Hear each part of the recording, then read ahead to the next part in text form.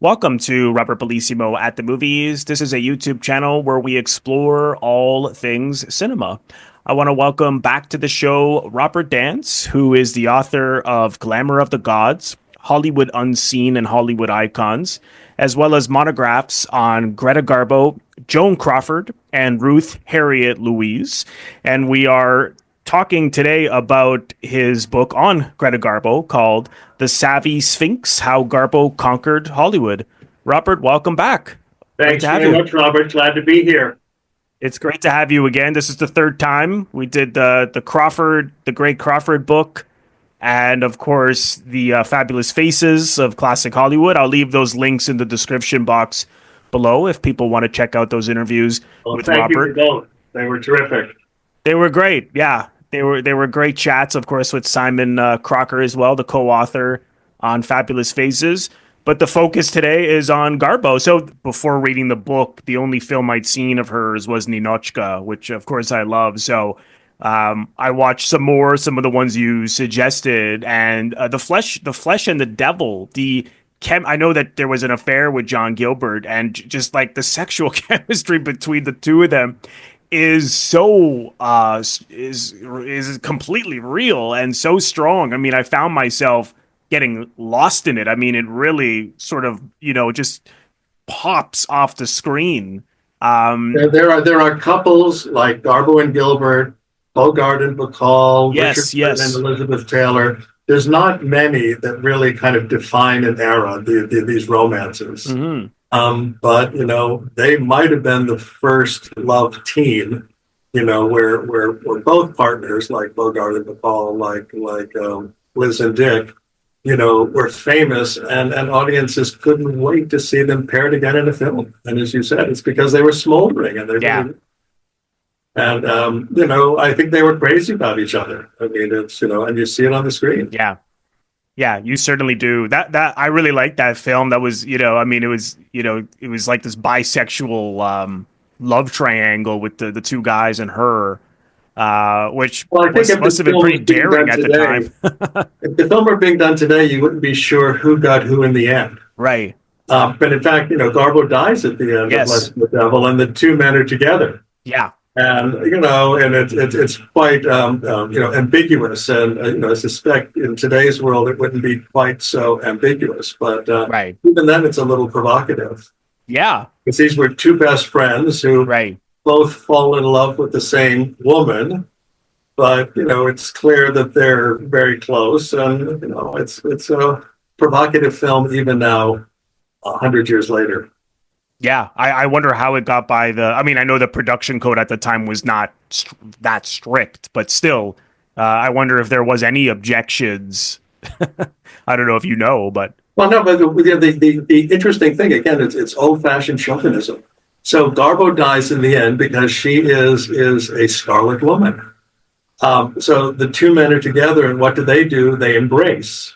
right, But the Scarlet Woman has gotten her just um, um, um, she's gotten what was coming to her in that period. So the two men at the end, embrace doesn't mean that their friendship has right, withstood this. yeah, You can speculate what it means, but the two men are standing at the end and with their right, arms around each other, and it fades. yeah. There actually is one version of the film where the John.Gilbert character marries his old girlfriend. So they attach a little coda to Oh, the end to clarify that the two men are not running off together. But that was filmed later, and it was only on some of the prints. oh, really? Oh God. Well, I'm glad they axed that. So, or Barbara Kent. No, but it was created afterward, and Right. I'm not sure. Both versions might be available on the DVD. Oh, okay. The added part, but Huh. the original version showed the two men, and that was the ending. And then the Hmm. studio filmed this bit for the end. Later. I'll have I'll have to see it sometime. But one of the other ones I saw, one of her silent ones. I know we because we talked earlier this week, and the mystery lady. The She serious lady, yeah. sorry, the mysterious lady. She has this one like and this is and as an actor myself, this is hard to do.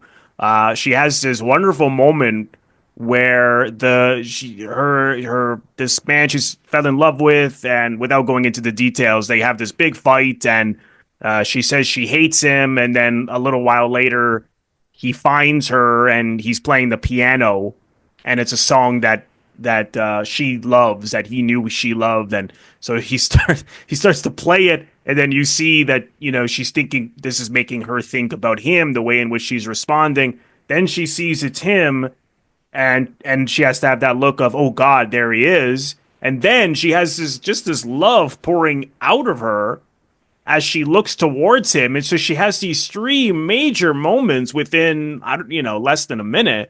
And I thought, oh my God. And she does it completely truthful, where she's not just making faces. Like she does it. It's real. It's real. And I thought, my God, what an actor. Because that is hard, to go to those three moments that quickly. That's very hard to do. So I mean, I just You thought, captured her essence. That she was such a brilliant screen actor. yeah. That she could do this, and she had this ability in her face to convey emotion that very few of her peers, or even performers later could. One of the reasons I like Mysterious Lady, it's when Garbo becomes Garbo. The Garbo face is finally set. That kind of supernatural beauty appears for the first time. Conrad Nagel, plays her love interest. They're kind of terrific together. Yeah. He's got just enough of strength to be her leading man, but yeah. Yeah. It's really, really powerful acting.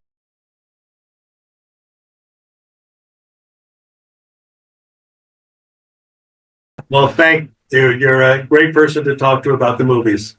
Thank you, Robert. And I know we're planning on something sometime down the road, so look forward to having you back. And thank you all so much for watching. A pleasure being here. I want to thank all of my members on Patreon. If you're interested in becoming a member of my Patreon, head over to the link, patreon.com/Robert Bellissimo at the movies for full details. You can also leave a donation, or what I call a tip, by clicking the thanks link, which you will find directly below the video frame. Just click on that and you can leave a donation if you choose to. Of course, I would greatly appreciate that. And lastly, if this is your first time here, please consider subscribing. It is absolutely free to do so. By pressing the Robert Bellissimo at the movie logo, you will see it floating above my head in the top left corner to your top left in just a second. Just click on that and then click the bell in order to get a notification every time I release one of my new videos. I would also really appreciate if you leave a comment, share the video, like the video. All of these things create traction onto my YouTube channel and really help share the video far and wide, and the channel in general. So thank you so much for doing that, and I will see you all in the next one.